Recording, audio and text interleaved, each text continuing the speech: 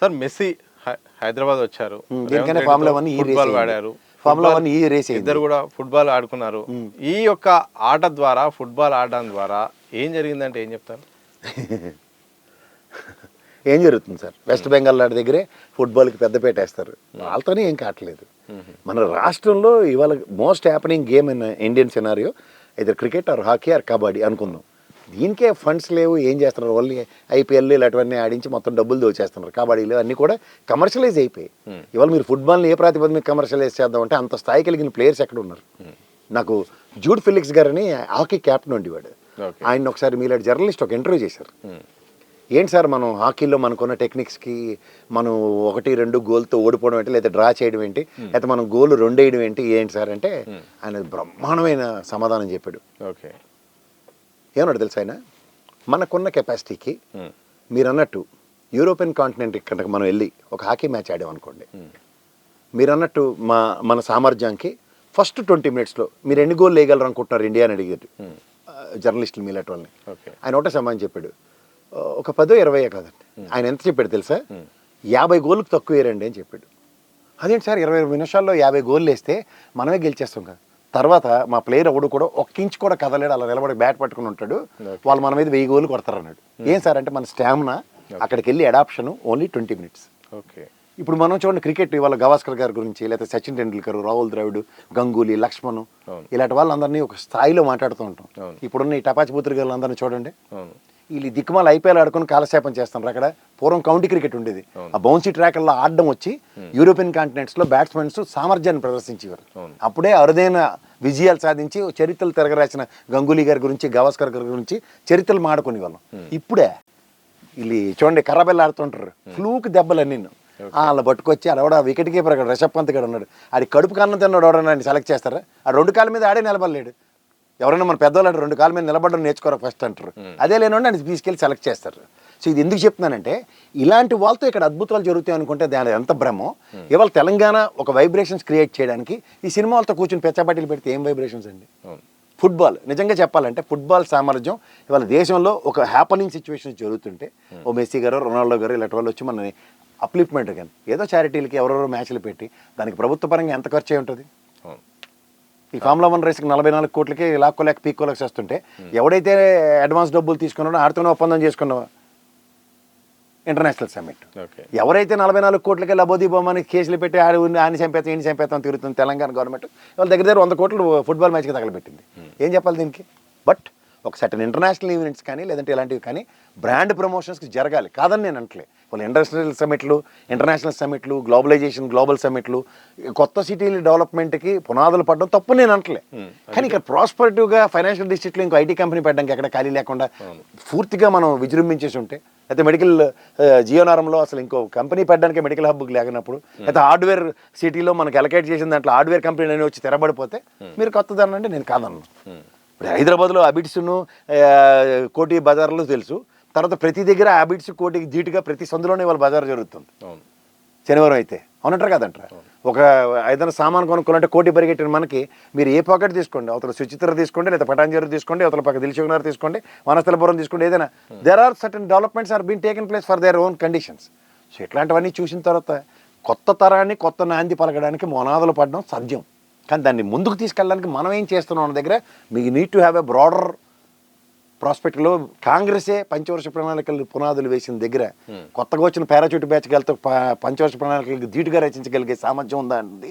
నేనైతే convince కాలేను. Sir Congress ప్రస్తావన తీసుకొచ్చారు. కాంగ్రెస్ తెలంగాణలో అధికారంలోకి వచ్చి 2 ఏళ్ళు పూర్తయింది. సీఎంగా రేవంత్ రెడ్డికి ఎలాంటి మార్కులు వేస్తారు? ఈ 2 ఏళ్ళ సంబంధించిన పాలన కనుక ఒకసారి వ్యూ చెప్తే ఏం చెప్తారు?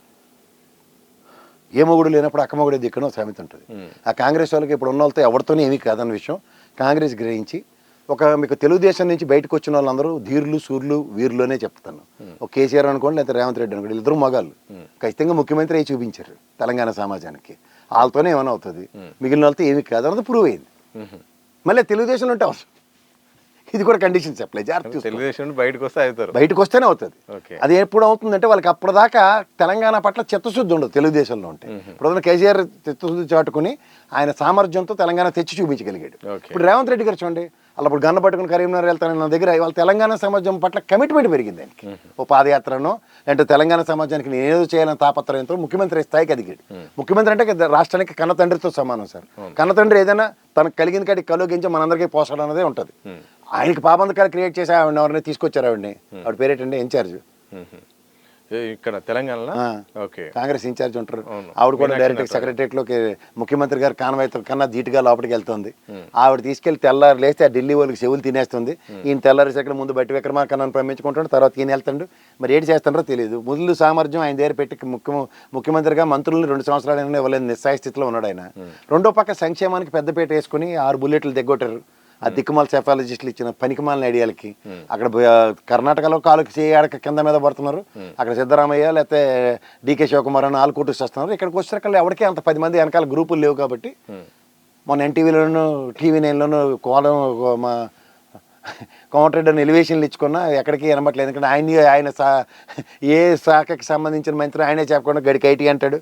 గడికి వాళ్ళ ఇంట్రడక్షన్లో ఆవిడ జలీలని చూసి 8 శాఖలు చెప్పాడు, ఆయనకే తెలియదు. ఆఖరికి ఏవియేషన్ మినిస్టర్ కూడా ఆయనే అన్నాడు. సో ఇలాంటి సామర్థ్యం ఉన్నాడు. అలాంటి వాళ్ళతో కాదు. కోమటిరెడ్డి బ్రదర్స్ని సోనియమ్మ నమ్మదు. యువతల బట్టి అన్న ఎప్పుడు కాంగ్రెస్ పార్టీకి వీర విధేయుడు. ఆయన కాంగ్రెస్ పార్టీ ఏడు చెప్తే తలంచి చేసే మనిషే. రెండోది ఇంక మిగిలిన వాళ్ళు దామోదర రాజనరసింహ గారు ఇంకో పెద్ద ఆయన ఉన్నాడు. ఆయనతో గ్రూపులు పాలిటిక్స్ ఆయన వెనకాల 10 మంది నడిచేంత సేను సితారాలు కూడా లేదు. మన సర్పంచ్ కూడా అక్కడ కూడా గెలిపించలేదు.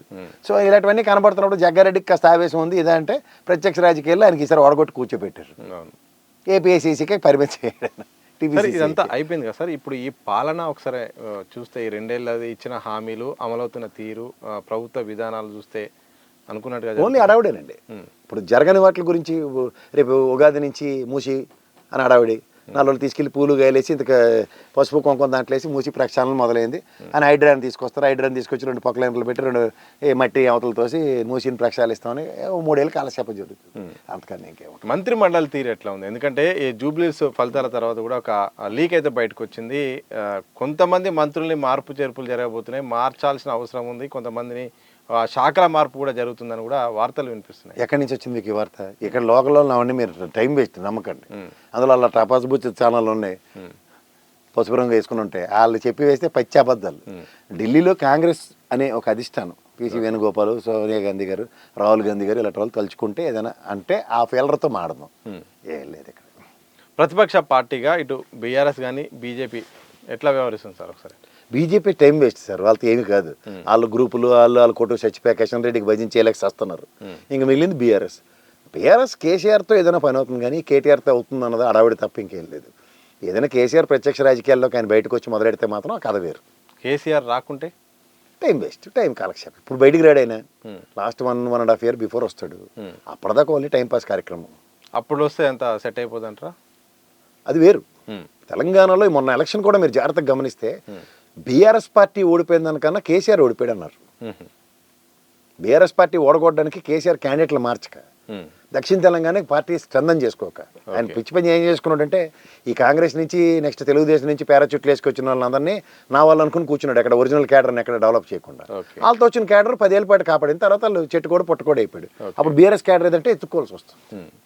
అది మెయిన్ ప్రాబ్లం. ఖమ్మం, నల్గొండ, వరంగల్, మహబూబ్నగర్ తీసుకుంటే ఇది biggest set back for BRS. ఇప్పుడున్న పరిస్థితి చూస్తే బీఆర్ఎస్ ఒకవైపు కేటీఆర్, హరీష్ రావు ఇద్దరు అయితే హ్యాండిల్ చేస్తున్నారు.